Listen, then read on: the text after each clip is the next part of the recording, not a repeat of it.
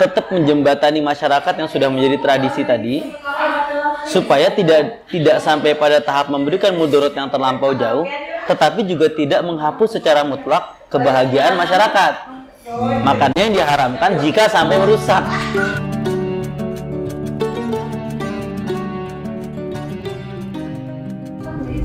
Harus dulu ya. Gurih banget atasnya. Asli nih, berarti asli enak. Asli enak. Ustaz Rizky, belakangan ini sering banget, bukan sering sih, berseliweran di tempatku itu TikTok, Instagram itu soal lagi rame banget orang yang di daerah Jawa Timur apa Jawa Tengah ya, itu tentang Jawa Timur. sound horror gitu yang kayaknya menghebohkan dunia kesehatan per sound systeman lah. Iya. Nah ternyata aku juga ada kiriman gitu, ternyata nggak di Indonesia aja lah, ada di luar negeri pun juga ada. Sampai kan difatwakan oleh MUI Jawa Timur atau MUI Pusat sih, itu intinya tidak MUI Jawa Timur. Nah, khusus dilarang atau apalah katakan. Haram. Diharamkan. Iya. Nah itu gimana sih sebenarnya Ustaz, cerita sebenarnya? Atau mungkin sudut pandangnya dari agama ini seperti apa sih? Iya bentar, saya mau kasih pesan dulu pecinta sound horror. Saya juga bingung ya apa yang dinikmati, itu saya bingung. Ya meskipun saya tinggal di Jabodetabek yang dicap sebagai SDM sok tinggi gitu ya.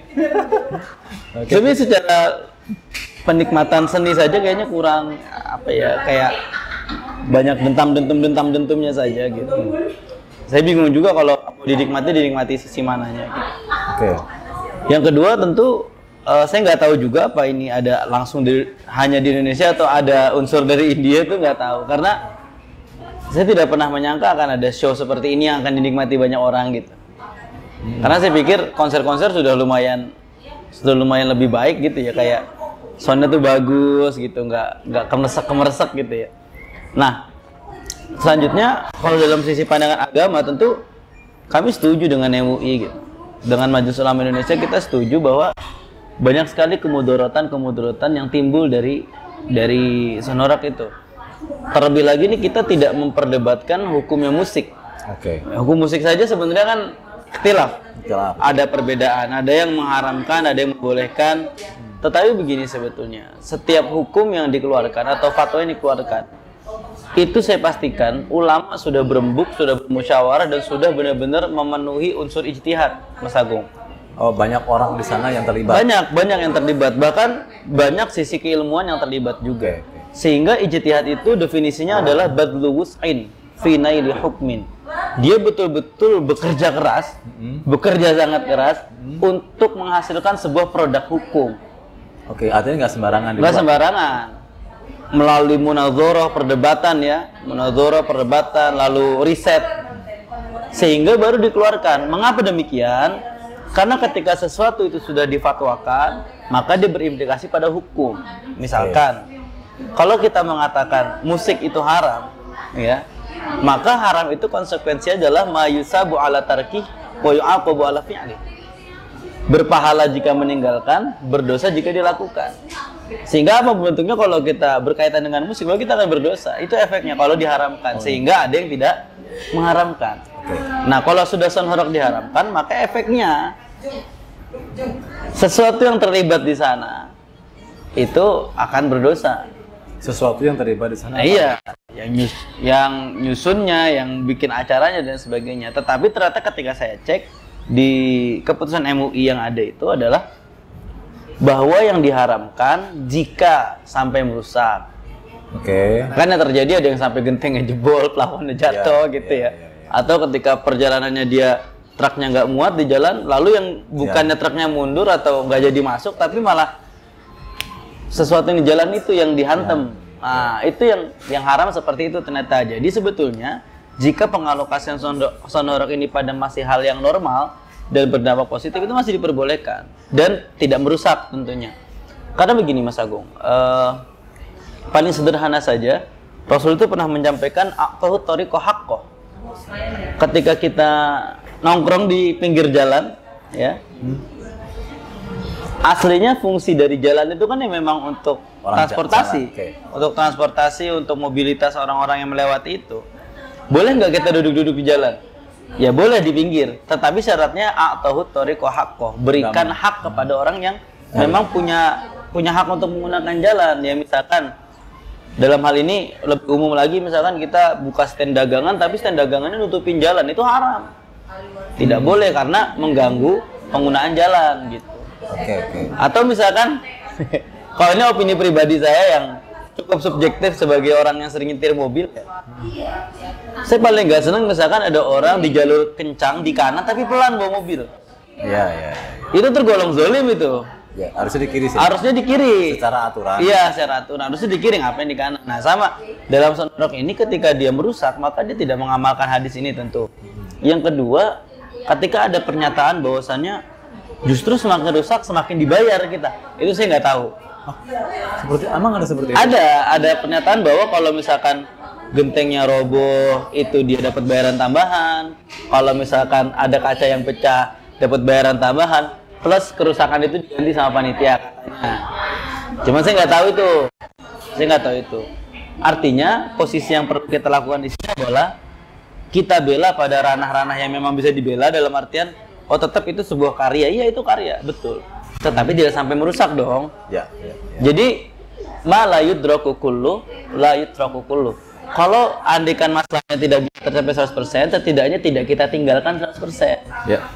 Misalkan masih ada manfaatnya, ya kita ambil manfaatnya gitu. Tapi gini Ustaz, selain tadi diharamkan karena merusak dalam tanda kutip yang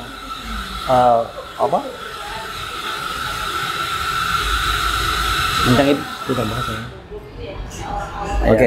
Maksudnya gini Ustaz, kan tadi diharamkan karena merusak fasilitas samping.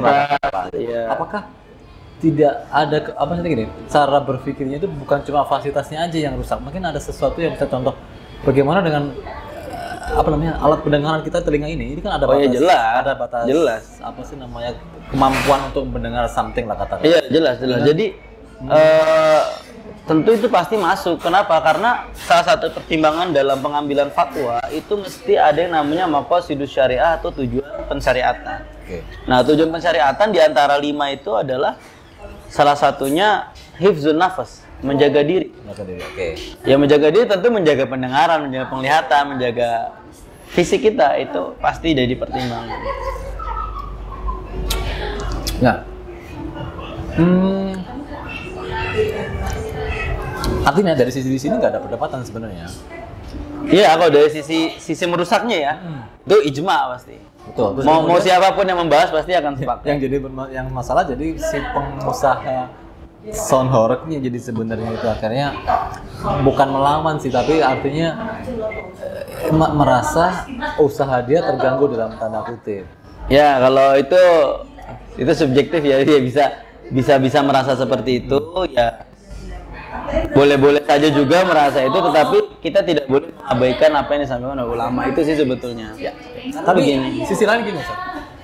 Saya tuh gini, kita lihat ini fenomena di tempat kita lah ya. Maksudnya nggak tahu di sekitar sini aja atau mungkin di tempat lain juga sama, aku nggak tahu ya. Contoh ya, di tempat kita itu ada kecelakaan aja ditonton. Oh iya. Terus kemudian sonora gitu kan nonton apa sih sebenarnya?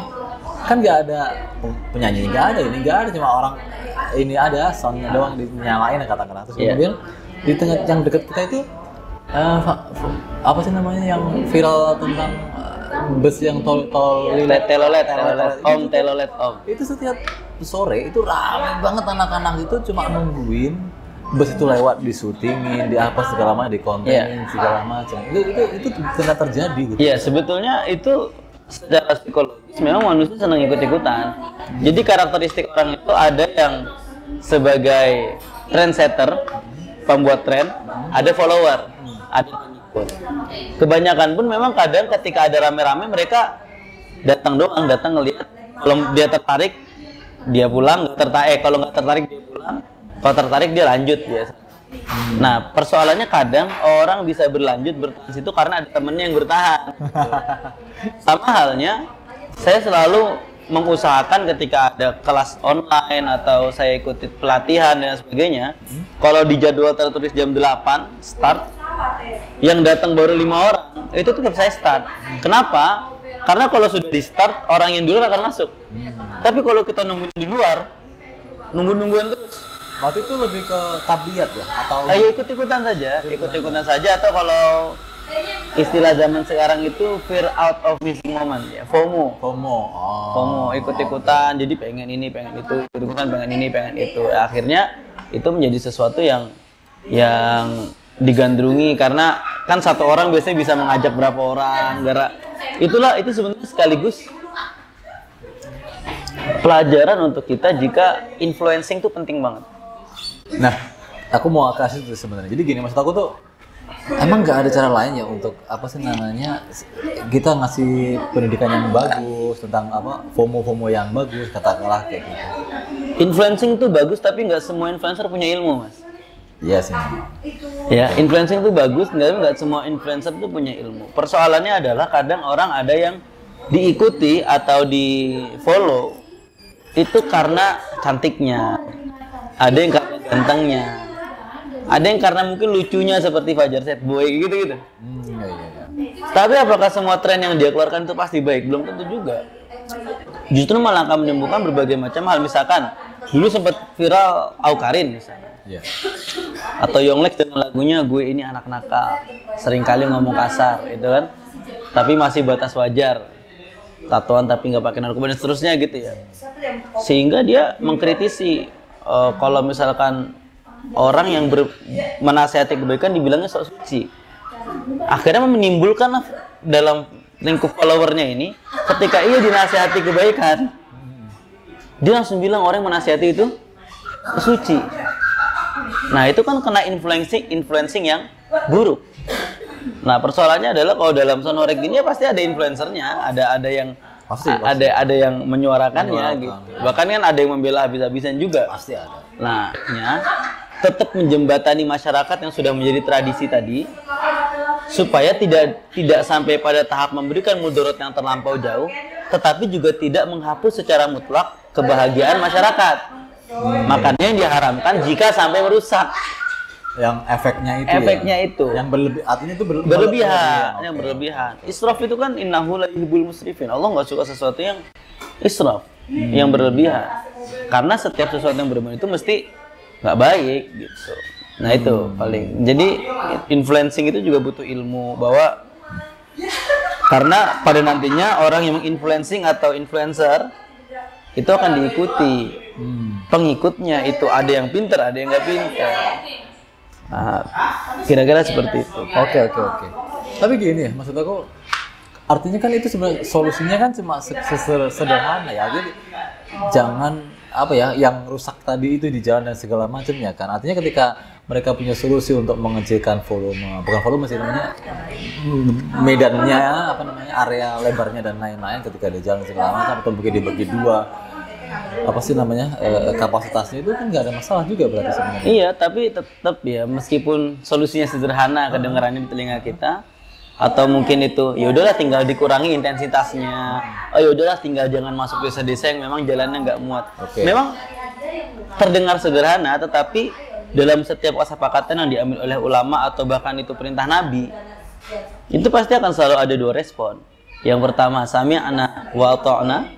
Yang kedua, sami'na wa asaina. Apa itu asaina itu? Pertama, kami mendengar lalu kami taat. Yang kedua, kami mendengar lalu kami bermaksiat gitu, melawan. Itu selalu ada dua potret itu. Sami'na wa asaina itu ya contohnya misalkan sudah dibilangin lah kok haram, orang warga yang mau kok lah kok haram, malah dia bikin LED logonya logo halal. Itu mencela sekali sebetulnya. Oh, ada kayak gitu juga. Ada yang kejadian seperti itu. Jadi setelah difatwa haram, dia tampil dengan menggunakan LED besar, logonya logo pakai gambar halal gitu. Itu mencela sekali sebetulnya. Tetapi menggambarkan juga bahwa memang selalu ada dua respon tadi. Satu, sami'na wa ata'na taat. Yang kedua, sami'na wa asaina. Lalu gini. Lalu bagaimana dengan konsekuensinya? Konsekuensinya lihat saja nanti masyarakatnya jadi seperti apa gitu.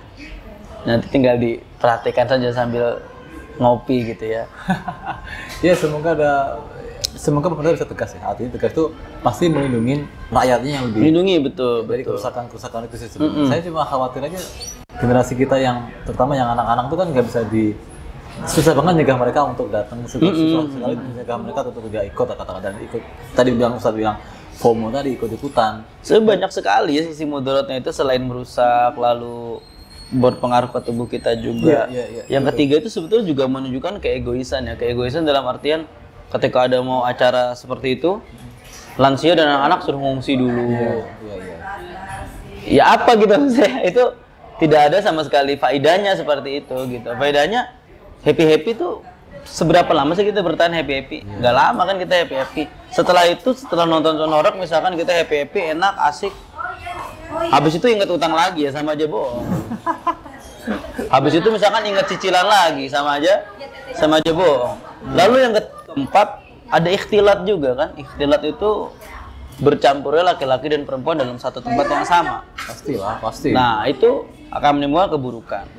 Habis itu nanti yang kelima ada lagi selain ikhtilat itu ya mungkin keburukan-keburukan lainnya, copet apa segala macam kalau dalam keramaian gitu kan. Itu ada. Nah, makanya sebenarnya wal ma'azif atau alat musik sampai ada yang mengharamkan itu karena ketika sudah musik ini menjadi sebuah yang sesuatu yang melenakan, dia akan membawa pada berbagai macam keburukan. Katakanlah di klub malam gitu. Oke. Musiknya ada DJ segala macam gitu. Tapi dipadukan tuh dengan adanya perempuan, seksi, lampunya digelapin, plus minuman keras. Terjadi semuanya udah. Iya. Awalnya dari musik. Nah itu ya. Tetapi saya juga tidak mau memungkiri bahwa saya sendiri adalah orang yang senang dengerin musik, tetapi ya sudah buat asik-asikan aja, nggak yang sampai nonton konser gitu, nggak yang sampai ke klub malam juga. Iya. Ya semoga inilah ada solusinya lah, maksudnya sudah ada aturan ini dari MUI sudah dibuat, terus pemerintah juga bisa apa ya memberi ketegasan dalam tanda kutip kayak gitu. Ya. Soalnya saya lihat beberapa tempat itu bupati itu apanya cuma justru memfasilitasi. Iya. Nah artinya antara umaro dan ulama itu Iya harus sinkron. Gitu sih Ustaz. Oke Ustaz, semoga kedepannya semuanya jadi lebih baik ya Ustaz. Amin. Terutama generasi kita tuh terutama yang harus kita selamatkan. Ya intinya maslahat dan mudarat itu perlu dipertimbangkan teman-teman semuanya. Jadi jangan dikira ulama itu menentukan semuanya asal-asalan. Ya hidup kita juga dalam keputusan segmen apapun kita butuh yang namanya mempertimbangkan antara maslahat dan mudarat. Kalau misalkan mudaratnya lebih banyak, ya itu harus dihindari. Bahkan darul mafasid muqaddamun ala jalbil mathal. Mencegah kerusakan itu didahulukan dari mendapatkan kemaslahatan. Misalkan maslahatnya nih aku seneng, ada, aku happy nih, aku nggak ingat cicilan sementara waktu. Tetapi itu membiarkan adanya mafasid.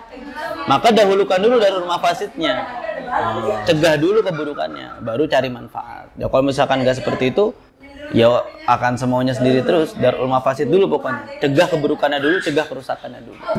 Oke, terima kasih. Assalamualaikum. Waalaikumsalam.